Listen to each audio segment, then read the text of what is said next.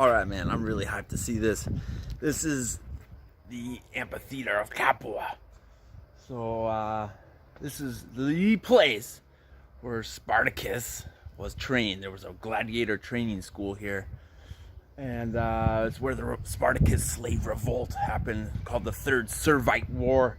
All started right here, where about, 70 gladiator slaves revolted and escaped, which led to a much larger Italy-wide issue for Rome to deal with, and it was like a real war. But it all started right here, and this is the second biggest Colosseum in the empire. So I've been to the third. The first is in Rome. This is number two. It was first built around 100 BC, but this was rebuilt and made bigger, they think around 100 AD, something like that. 60,000 spectators. Whoa!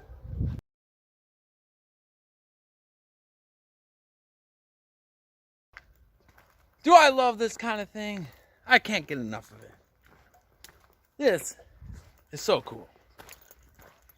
60,000 person stadium ruins built over 1900 years ago. Site of a 100-year-old place. Oh man, Rome, Capua. Got my travel buddy with me. Yeah, and we pretty much got this place to ourselves.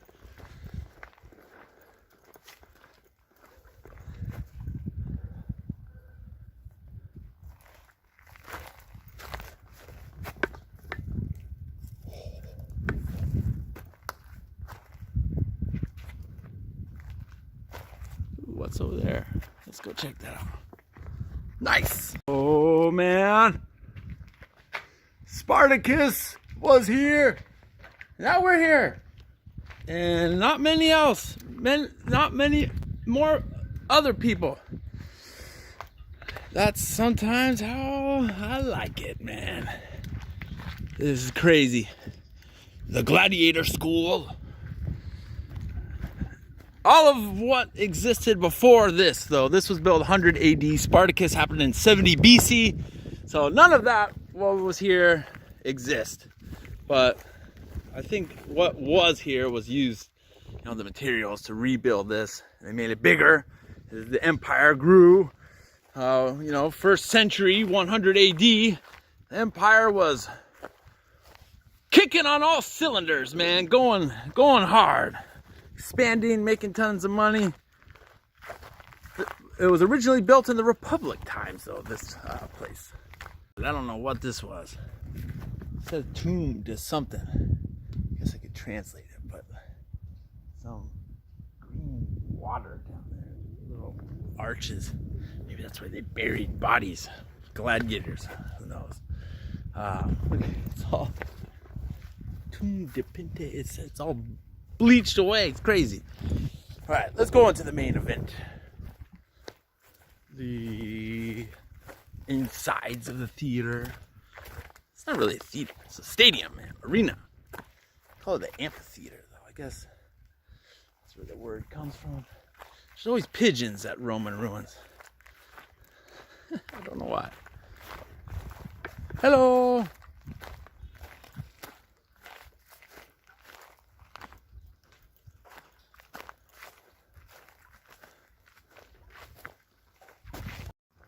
Dun, dun, dun, dun, dun, dun. Dun, dun. Coming into the games, Capua Amphitheater, and the roaring crowds. Ooh, the middle's a little bit interesting here, and the seats have kind of weathered away. This one was never buried. Actually, a lot of the materials were carted off later on and used in different things. The Normans actually did it in the 1100s or something. Yeah, this is a weird one on the inside. A ruin, definitely, but the second largest, 60,000 people. They're roaring at the crowds. Ah, yeah! man, I love it. Cool. Welcome to Capua Amphitheater. Built this one around 100 AD. Keep saying that. I keep on saying the same things over and over again. Anyways, just check it out, man. 60,000 people once were in here watching spectacles of death and whatever else. Gladiators fighting it out.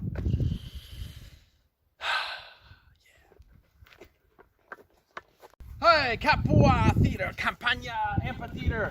Alright, so this current version was built around 100 AD. Upgraded again in like 170 AD to the state it is, or was in, 60,000 people.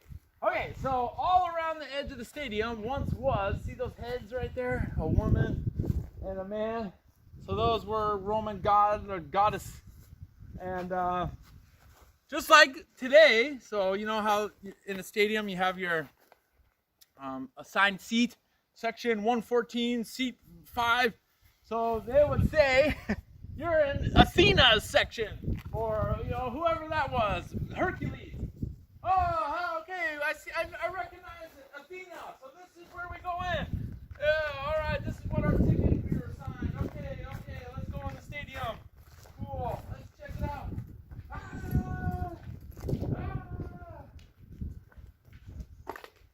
So the stadium had something really interesting installed. Well, a lot of ingenuity in Rome, man. I'm baking in the sun right now. It's about 90 degrees Fahrenheit, 35 Celsius, something like that it is. And they had this system here that pumped water underneath.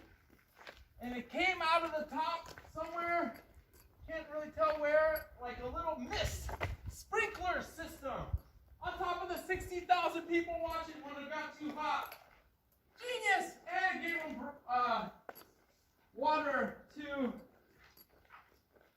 gave them water to drink. You know, they had drinking water in here and probably food and all kinds of stuff. So let's go into the games. All right, let's go up to our seat. Go. Cool. So this is the main stage, and these were where the seats were. It looks like a lot of them were carted off. You can kind of see some over there still, you know. But yeah, I can just imagine 150 AD. This place was rocking. Woo! Yeah! So, you have the stadium. Ooh, cool. Look at that marble piece right there. You can really see it. All right, so this was entirely made of limestone from a nearby rock. And down here is where the stars of the show were. Maybe in their last day of life. Also a bunch of props and other stuff.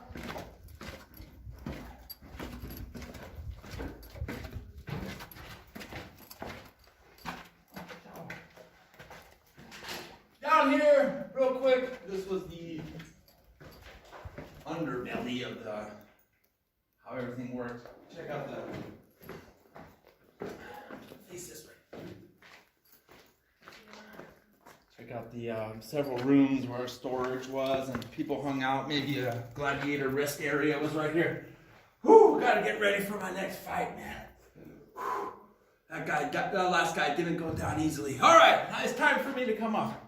Well, yeah, it looks like this middle area is where like water was flowed through, and yeah, pretty cool, man. Underground beneath the stadium. Okay, let's talk about more Capua history in a second. All right, we had to tell some of the stories down here. Yeah, kind of just let's come exploring. So this is the bowels, the underneath area of the stadium of Capua. And this is, you know, the little rooms again where gladiators were hanging out, and oh man, this is crazy. It's all mossy down here. Awesome. And they wild animals and props and other things they like. You better take the sunglasses off. So I could just imagine what it would be like to be, maybe executed or, fighting. You never knew if it was going to be your last day on earth fighting as a gladiator. And just hearing the roars of the crowd and chanting the craziness above you. And you're down here, you're trying to think about what's going on, what your future, is crazy. So, one interesting thing I've noticed about Roman arenas is this middle area here. So in like the center of the stage, it seems there was always like maybe this one had a pulley system too, I'm not sure. But, I don't know, maybe this one might be one of those stadiums that they were able to fill with water. So they would have mock naval battles in it, which is kind of crazy. Yeah, this is the second biggest stadium. All right, let's finish the story of Capua Spartacus in a second. Spartacus, he was a Thracian from Bulgaria or Greece. They say, maybe he was Greek. No one knows for sure when or where he was born. But it's thought of that he was a soldier, even a Roman soldier, in a legion somewhere. And they think that his legion, whatever he was a part of, was part of some revolt. The many civil wars and people who thought they were going to usurp for power and all kinds of crazy stuff. So he was captured in that. And, he was big and strong and athletic and had fighting skills. So they sold everyone else off to slavery, and that was captured. And they thought, hey, Spartacus, man, he would be a good gladiator. Make a lot of money. Send him off to gladiator school. So he was sent here. So this was around 73 BC. It was still a Roman Republic. Julius Caesar was a young man, and different stuff was going on, like Sulla was around and a bunch of different people. Senators still had a lot of power in Rome. Different dictators and people, though, were... there's too many stories to tell with Rome. They were very good historians. Anyways, let's talk about Mr. Spartacus. So he was brought here, captured, slave, had fighting skills. 73 BC, was brought here to train as a gladiator. Probably did some fights as a gladiator, somewhere, at some point.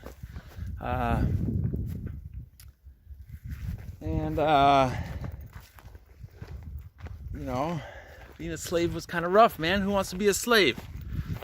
It's probably a hard life. That's a lot of training and exercise, and you don't make any money.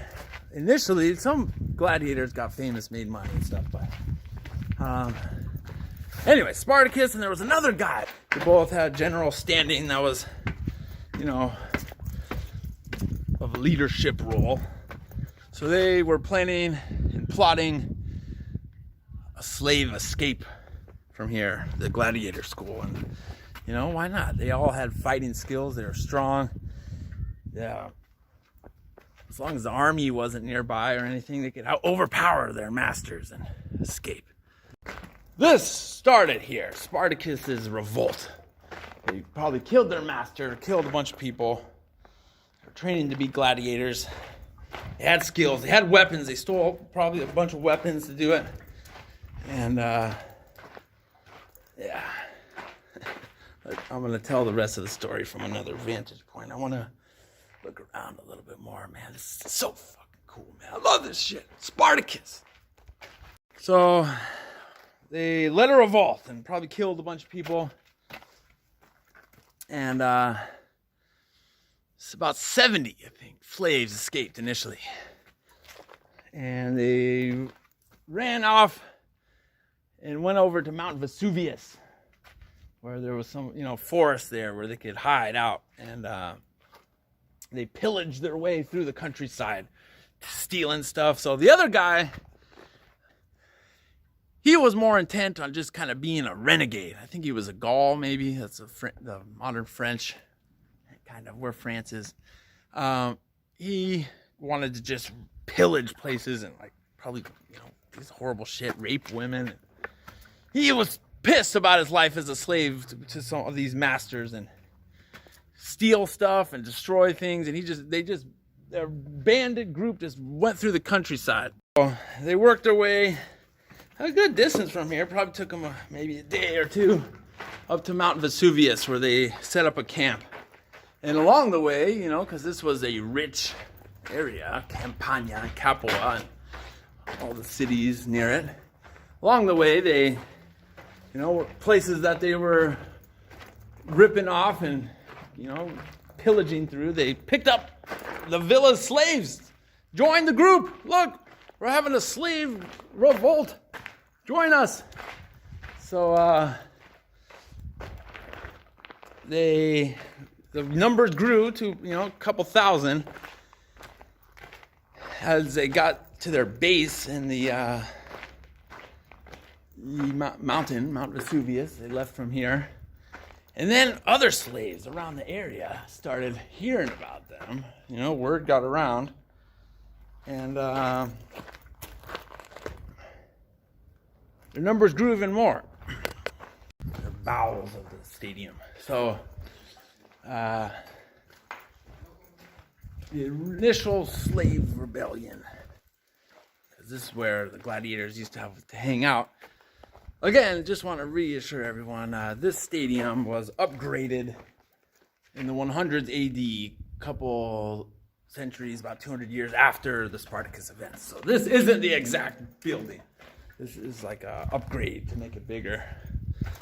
It's all good. I love these designs like this, man. It's so cool. All right, so the rest of the Spartacus story. So thank you, Mike Duncan of History of Rome. Also, I listened to your episode again about this. It refreshed my memory, even though I listened to the whole podcast already. Okay, so they started gaining strength. And the government in Rome first just thought it was like, you know, some bandits and some escaped slaves, whatever. But they remembered that they had some issues in Sicily, the Servite Wars, I believe it's called, Servian Wars. And they heard about the numbers of slaves getting bigger and bigger. Oh, look at these stairs. So they sent some legions down to meet with the revolting slaves near Vesuvius, and they had a battle there. What they were planning to do, they thought they could, the Roman legions, they thought they were like, oh, these are untrained soldiers. They're just slaves. We could take them out. And holy crap. So Spartacus and his people, they were all camped up on Vesuvius. The legions were sent down. They thought it was going to be an easy victory. But the sneaky slaves attacked them at night unexpectedly. And they massacred thousands of soldiers that were sent down to quell the little revolt, and that's grew their fame and popularity even more. More slaves started joining them, and the camp split into two. So the other guy that was more intent on, you know, just rampaging, he went south. And Spartacus, they think he wanted to escape Italy through the north, get into Germania or something maybe, or, you know, just escape the empire altogether. Going north, though. So Spartacus's group of slaves, it was not just men and fighting men. It was women, children, all kinds of people, whole families probably, all escaped slaves. So half went with this guy down south, and they were kind of like the bandit bunch, and they were met in battle and exterminated, lost badly. You know, they were untrained to the military tactics. Rome finally started taking them seriously and sent a large force down. Pompey. It was the beginning of the Servite War, Third Servite War.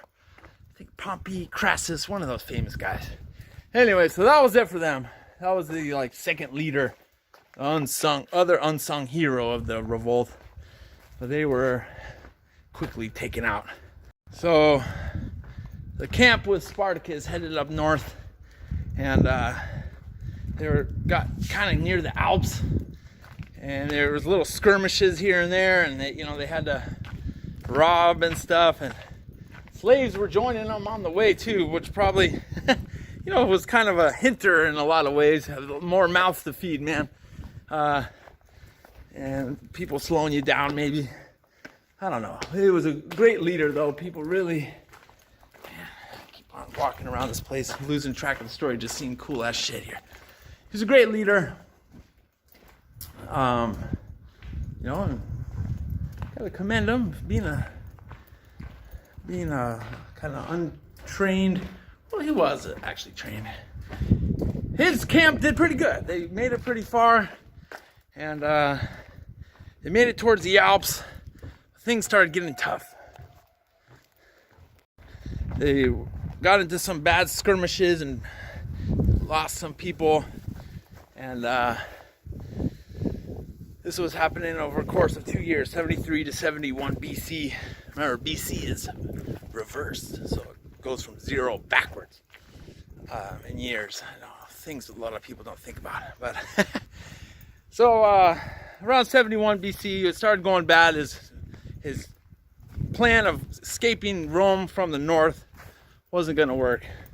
They were blocking his routes, so he started marching south again, probably in some hope that some reinforcements, some more people could come down and help him out.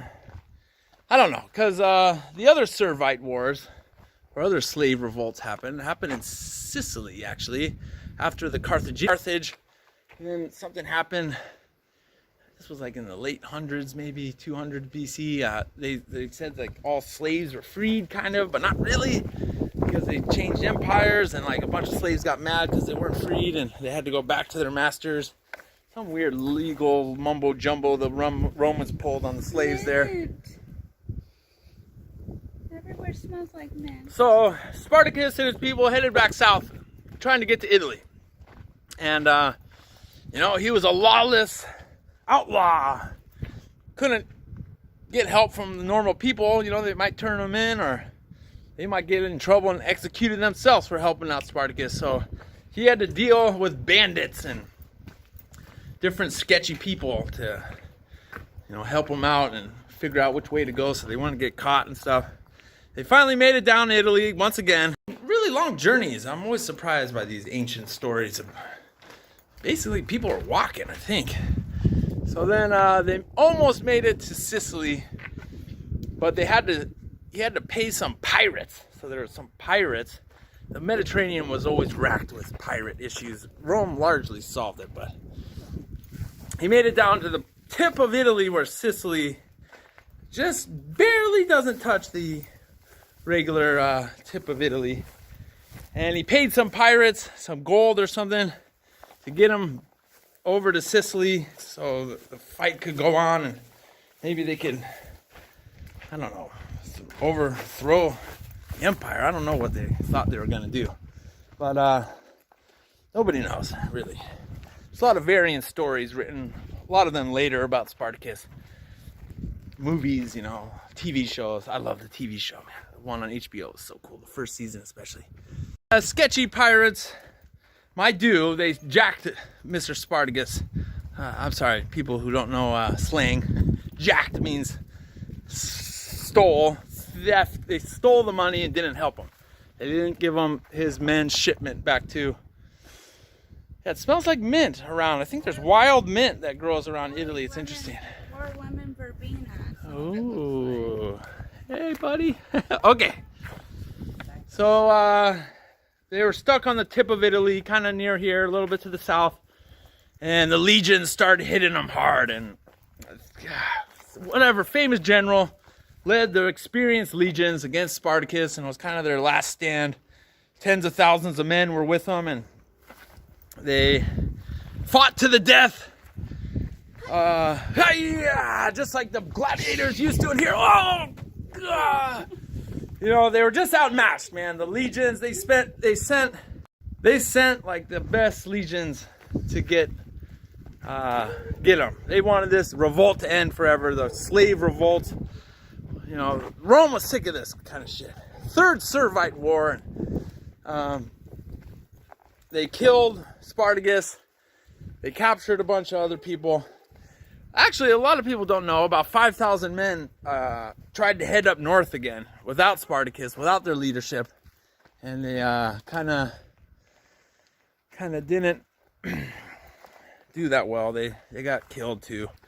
But the craziest part of the story is next. So I was just saying that Rome is they're sick of this, of revolts, of slaves, their free labor source making them so rich. So they took all the captured guys from the revolt, thousands of them, and starting here all the way back to Rome, they did something gruesome. So the gruesome story of what happened to Spartacus's men is every, my memory, 30 yards or so from here all the way to Rome. Maybe it was every half mile, something like that, every quarter mile. I don't know. But on the Appian Way, the famous road that goes all the way to Rome from here, Capua, they crucified all 1,000 of the captured slaves, or many thousand, maybe it was like 5,000 to 10,000. And every quarter mile, one of them were hanging on the cross, just like Jesus. And to make a point so that slaves wouldn't think about revolting ever again and causing so much trouble. This was Rome's playground down here. This was their favorite vacation spot, Capua. So they left the bodies there. Usually they take the bodies down after they die on the cross, like Jesus did. And they left them there, though. Oh, this is They were on the Appian Road, which starts right over there somewhere and goes all the way to Rome. So the decomposing bodies, everyone who traveled that road with their slaves and everybody, they saw the bodies. The stench must have been horrible for months. And then they were left to be skeletons.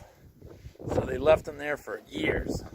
And Can you still see it to this day? no, it's gone now. You can still see parts of the road to this day. There's parts of it by here somewhere. I might look for it after this stadium. We'll see. The Appian Way. Anyways, this event, though, had some nice repercussions for Rome's slave population, actually, even though it was such a crazy thing. So a bunch of laws were passed to give more, I guess, rights to slaves. You know, obviously it was still a bad situation to be a slave, but, you know, it got a little better for them, actually. You know, they wanted the slaves to be a little happier so they wouldn't revolt like this, because this was a huge, expensive, you know, thousands of soldiers were lost, and people and property was ransacked, and ooh, a little dust bunny right there. Ooh, man. They're listening to me, the spirits of the people that are affected in this story. Listening to me talking. So, a bunch of laws were passed so that you couldn't kill your slaves anymore, and you had to give them a certain amount of food or something, and time off or something, rest. It was kind of like a unionized, I don't know. Oh, it was just so that the slave revolts wouldn't happen. And you know, then the stadium was built after these events. A couple hundred years after, it was rebuilt up to the state it is in now, and the gladiators, they were still slaves fighting here, but they had a few more rights compared to Spartacus's day, and now it's a world famous story of Spartacus. Sparked off right here, and this is the Capuan Stadium. You know, Kirk Douglas. Interesting facts about Kirk Douglas: his parents were Russian. They couldn't even speak English. They were illiterate. Grew up in New York City, Long Island, I think. Became an actor. That's not even his real name. He has a Russian name. Anyways, famous movie real old movie, Spartacus, and several other movies were made. Really awesome HBO show where the poor guy who played Spartacus died of cancer, man. He was such a cool actor. He was only in his 30s. It was really sad. Like, I tried to watch the second season and the other ones, and it just wasn't the same. But that. All right, we're here at the Capua Amphitheater, Gladiator Stadium, talking about the history of Capua. All right, we're here at the Capua Amphitheater. Let's talk about, though, the beginning of this city's history. So around the 600 BC, this was when Etruscan power was at its highest, which was another Italian people that were in the peninsula. And down here, this city was founded around 600 BC. A good 800 years or so before this was built. But this is the coolest thing in the city for sure. But let's get to the story of this building. All right, so 424 BC was captured by the Samnites. And the Samnites are people that lived in those hills up there. They're hill tribes. So they defeated the Etruscans and captured the city. And in 343 BC, the besought people sought out Rome to get help. So the people of the city, who were probably, mixed Etruscan, mixed Samnite, mixed Greek, the Samnite Wars, which are, oh man, you can't really see it. You have to come up here, or come over here. So the Samnites were hill people, tribes from the hills over there. Can you see them? And they came down in here into Campania and took over a bunch of places and cities, and Romans had all kinds of problems with them. Sometimes they aligned when they were fighting the Etruscans. The people wanted help from Rome for protection against the Samnite mountain tribes. And it was the Second Samnite War with Rome. Capua proved an untrustworthy Roman ally, so that after the defeat of the Samnites, they took the power and confiscated the city in 318 BC. The powers of the native officials were limited, and in 312 BC, the Appian Way was completed, connecting this city, Capua, up to Rome, the capital, and where it was for the next several hundred years. So let's talk more about this place's story. Capua. But let's talk about Roman Capua. Awesome stadium. So the city was deemed untrustworthy by the Romans, and they decided to bring in the legions and pretty much capture it, and took away the lands from the nobles and gave it to Roman soldiers and stuff. And they made the Samnites living here, and the locals give people to the legions. So it was part of the deal to become part of the empire. 312 BC, the super famous, awesome, first most amazing road in history of the world, the Appian Way, was built. I'm not sure where you can see it. It's probably nearby here somewhere. Maybe we'll find it later.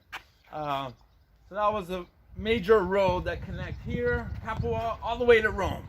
And it sparked into an empire-wide network of roads that stretched all around. But that was the first one. This area of Capua was one of the most fertile lands in all the empire. Lots of nice farming was done nearby here. Crops and olives and probably wine and vineyards and all kinds of stuff. It was known for its soft, easygoing living, even before the Romans got here, which, sounds nice. I like chilling. I like being peaceful. But it got them into some trouble, obviously, because, if someone had a strong military or someone was real aggressive, they came in here, they kind of took over.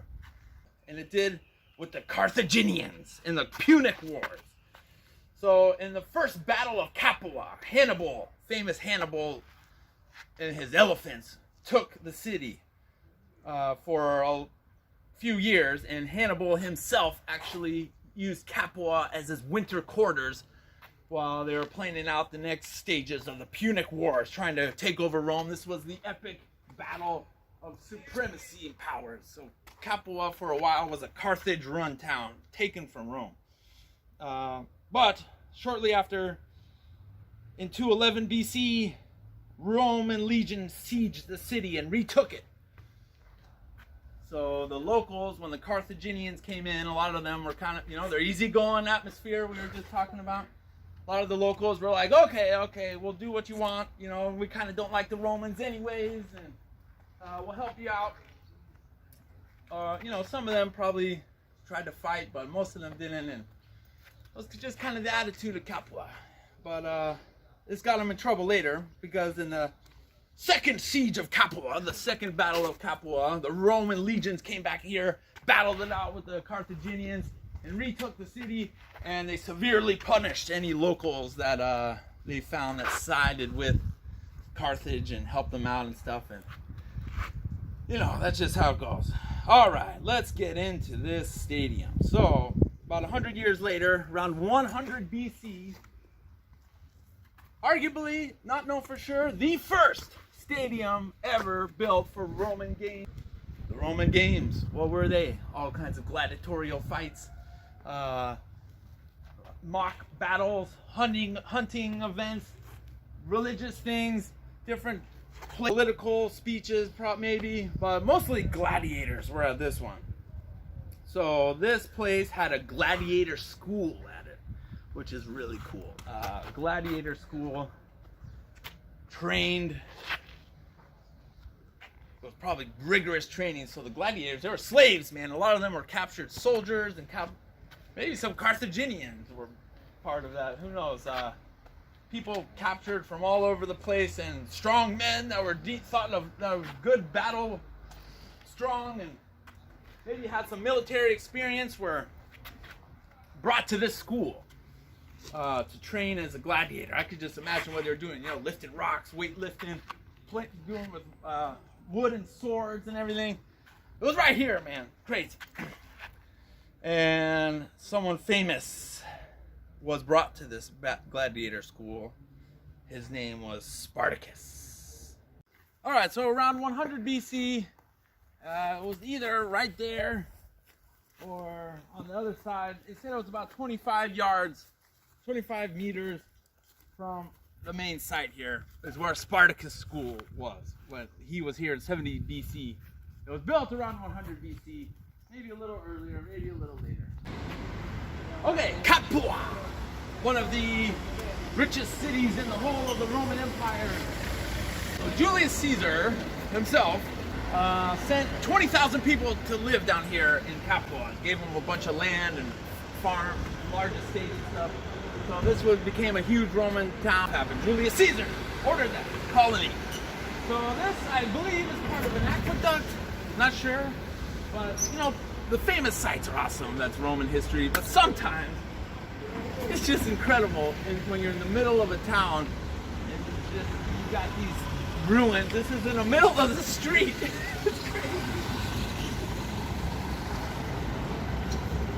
It looks like there's something that was right there. It seems like a little altar for maybe a statue. Maybe that was built later, I'm not sure. But this is definitely Roman. And this was the gate maybe to the city. You know, because of the two-finger method. So on all Roman Empire construction, empire-wide, the architects all were uniformly taught for some reason to do this brickwork that's the thickness of 2 fingers. So when you walk up to it, quickly, no cars,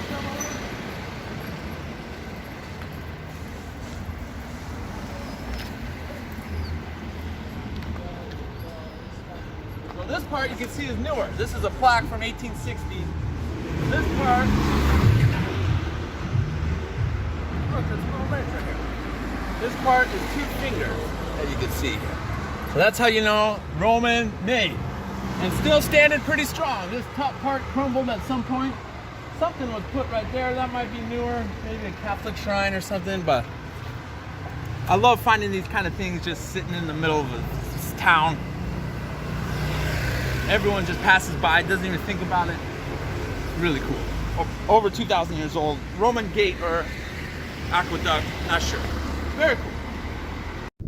All right, so after Spartacus, we talked about that a little bit. Julius Caesar sent down 20,000 people to move into Capua. And because of all the problems of the Samnite Wars, 20,000 colonists, Romans, gave them a bunch of land. This was one of the richest areas in the empire. This was a famous stadium, second biggest in the empire, 60,000 person capacity. And it was used, through 100s, 200s, 300s probably, into the fall of the Western Empire. And we're not going to go into the entirety of Capua history, but basically this stadium was still used for different things through the years into the Middle Ages and Dark Ages. A church was put beneath it. And then sadly the Normans came down here from France that were in England around the same time, a real powerful culture, people, and they stripped away and took away most of the marble to build other stuff from this. And then another, I think during the Kingdom of Two Sicilies time, they destroyed this even more, rebuilt parts of it, and probably was much larger, or definitely was much larger, but even maybe like 1,000 years ago, 500 years ago, it was larger. Sad when that kind of stuff happens. It's a damn shame, but it's still here to this day. And I'm sorry, the second time they destroyed it or took pieces away was so that an invading army couldn't hole up in there and kind of use it as a base. Yeah, that makes sense. Anyways, Capua, the heights of riches and fame of the Roman Empire history. All right, goodbye Spartacus Arena. I love this kind of stuff. Thank you for anybody who watches and views all of my... Thanks for putting my mask on. There's a little museum over here. We're going to check that out. But really, I always like being in the field of where things actually existed. So this is where Spartacus' fame started. And look at this cool guy. I'm touching. It's crazy. Anyway, goodbye to the stadium. There's another guy there enjoying it. Glad someone is. Seems like Italians kind of aren't into their Roman Empire history that much. Maybe they're just sick of all the tourists that always go to it and stuff. But, ooh, cool. Look at this from above. Nice. 73 BC. So this was fixed 117 to 138 AD, I think. Anyways, all right. Goodbye, beautiful stadium.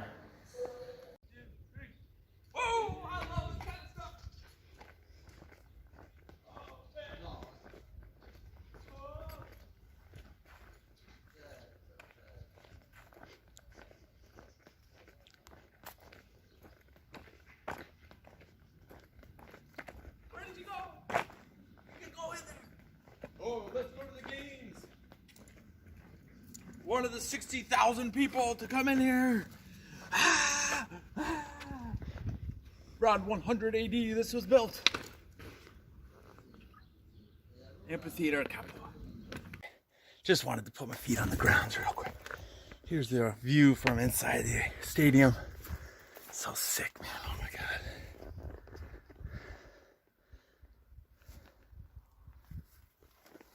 Sweet. All right, I'm gonna go back. Really cool. Never seen this before. Looks like maybe this was all around the stadium. Some kind of god and goddess, or I don't know, maybe famous people or rich people or something. Probably was on the outside all around the whole thing. Faces. So cool, man. So that's like the main gate. Go that way. How did they build this kind of stuff? It's really amazing. No machinery, all built by hand. Maybe some pulley system, stuff like that, but definitely, no. All just labor. No fuel, machines or anything like that. It boggles my mind, man. It's crazy. Hey, buddy. All right, well, we're walking around the stadium like I always like to do. Another stadium. It's been a long time since this one had games at it, though. A couple thousand years, basically. Yeah, maybe like 1,500 years. But it's crazy. It's all overgrown over here. Cool hills over there. We're in a place called Capua near Naples. I don't know if we could go any further, but let me investigate. Spartacus Arena. Ooh, the underground is down here. There's always an underground. I don't want to go down there yet. Hi, what do you think about this? Beautiful. Some of your ancestors might have been here. Yeah, mine too, if you think about it. Roman Empire had people from all over Europe, especially captured slaves from different places. Could have been from our ancestry. For me, for sure, Germanic. Maybe Britain? Who knows? Had people from all over the world in the empire of the Romans. It's a cool ass arena, man. Spartacus was here. Spartacus! Oh, I love that show and the history and story. Oh.